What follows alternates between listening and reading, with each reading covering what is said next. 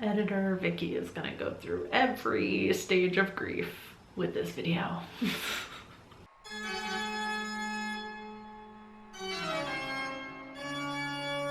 Hey there, creepy peeps. I'm Nightmare Maven. Welcome back to my channel. If you happen to be new here, hi. I talk about spooky things all year round. So if you also like spooky things all year round, you should subscribe and become a creepy peep today.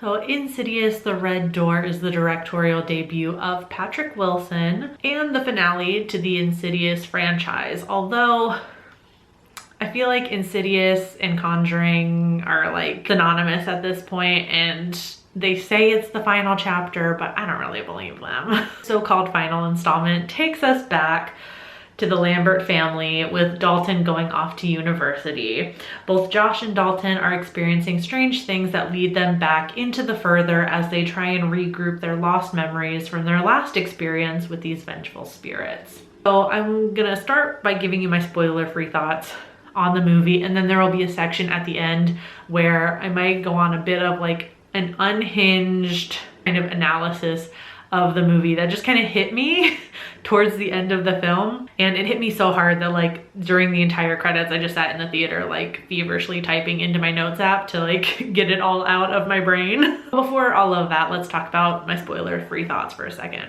So I didn't rewatch any of the Insidious movies before going into this one. And that wasn't for any particular reason. I just couldn't find the time to, that's it. But it turns out I really didn't need to rewatch them because this movie spent so much time re-explaining everything that happened in the previous films, at least as it concerns the Lambert family. So in that sense, this movie kind of dragged for me a little bit. When I first saw chapter 2, I didn't think much about Josh and Dalton having their memories suppressed at the end. Maybe because I didn't think we'd be returning to the Lambert family, and we didn't for a while. The two movies following that didn't have anything to do with the Lamberts. But it turns out that was maybe not the best decision to have their memories suppressed and then return to them years later, because they had to re-go over so much for the sake of Josh and Dalton, who had these memories suppressed. But for the audience, we already know all of this, so it makes for a kind of boring and clunky movie at times because some of the dialogue is just too expository and they're just trying to fit everything in to catch up the main characters.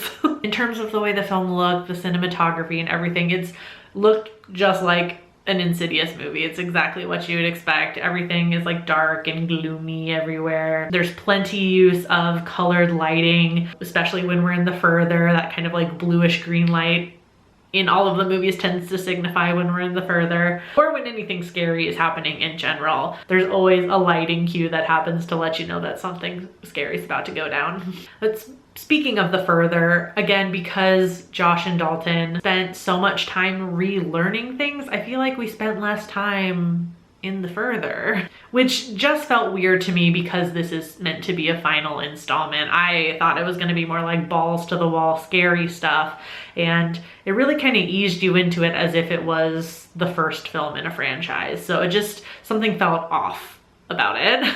And when it comes to the scares, it is also exactly what you'd expect from an Insidious movie. Lots and lots of jump scares. Even when it seems like they're going for the slow creeping dread scare, it will turn into a big jump scare at the end. It's to be expected, and I know that going in. It's not my personal preference to have a movie that's all jump scares and only jump scares. I was expecting it. What I really wasn't a fan of, though, was being teased with Tucker and Specs. They are my absolute favorite, and they're in this movie for about 2 seconds, just as a little cameo almost. I swear, if we don't get an Insidious spin-off that's like a buddy paranormal investigator horror comedy with those two, I will riot.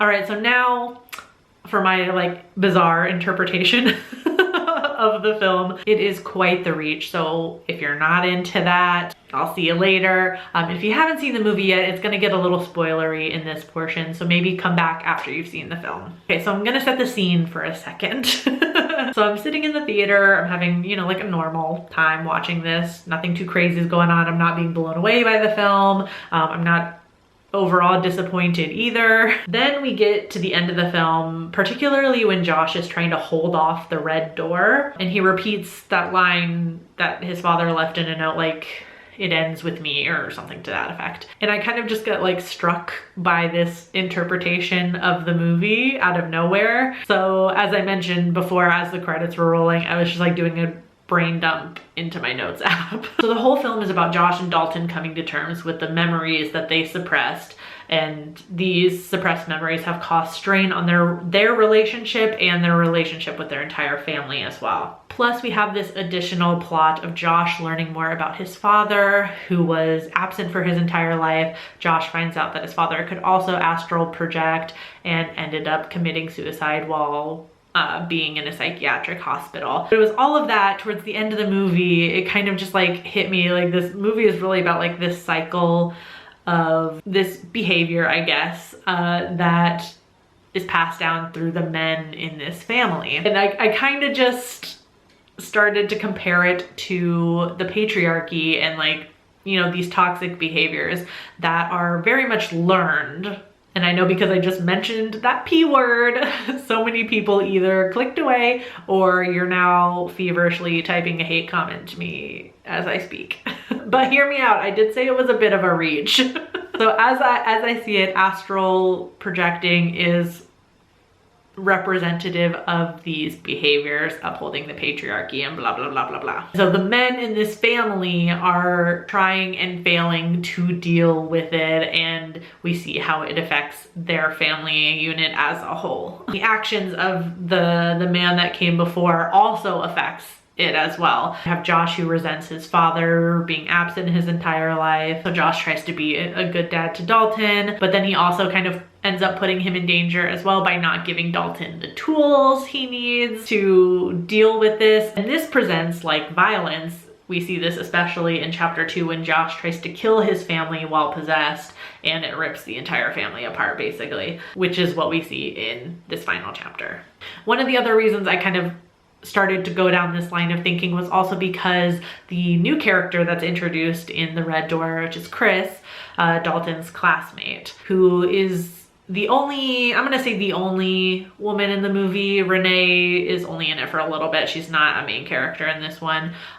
Chris is also the only person of color, being a black woman in this film. Early on in the movie, Dalton and Chris go to this frat party, and one of the frat bros is openly racist and misogynistic to Chris. Chris defends herself, kicks him in the balls. It's funny. And then once they're out of the party and away from all the frat bros, Dalton's like, hey, I'm really sorry about what he said to you back there. Which was just really funny to me because it was very much like a nice guy move. Like, I'm not going to call out that behavior in the moment, but afterward, when we're away from those guys, I'm gonna prove to you that I'm a nice guy by saying sorry. So I feel like to me that kind of fed into this idea of, you know, these behaviors that uphold the patriarchy being passed down, and Dalton's not doing a great job by trying to be better.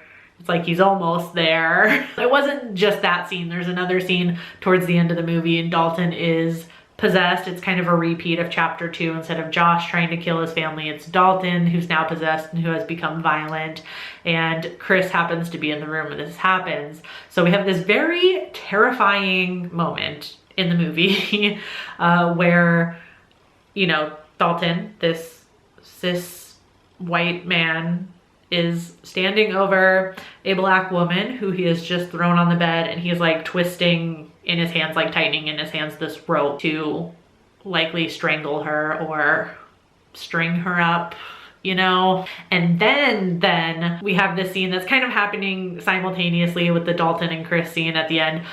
Josh is talking with Renee, and Renee has revealed that Josh and Dalton agreed to have their memory suppressed and blah, blah, blah. And she kind of fills him in on things. Upon hearing this news, Josh gets angry, as he had been feeling like his mother was hiding something towards the end of her life. And he says something like, but I never thought you would also be in on it. And it just felt icky to me, like he was blaming the women in the family for his problems.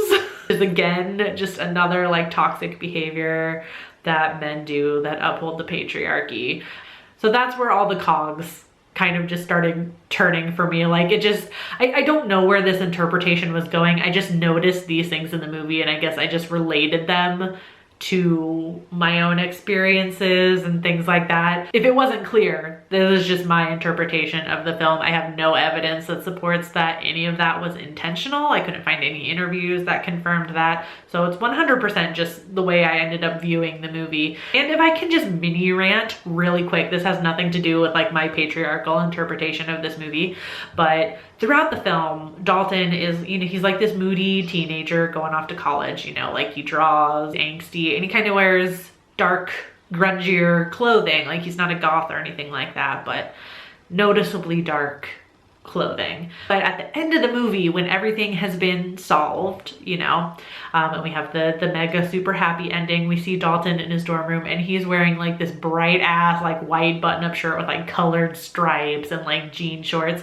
completely different to how he was dressed the entire film. And it was giving like, oh, look, he's better, so he doesn't have to dress like that, yay. Like an older person made that decision because in their minds, it's like, well, mentally well-adjusted people just don't dress like that.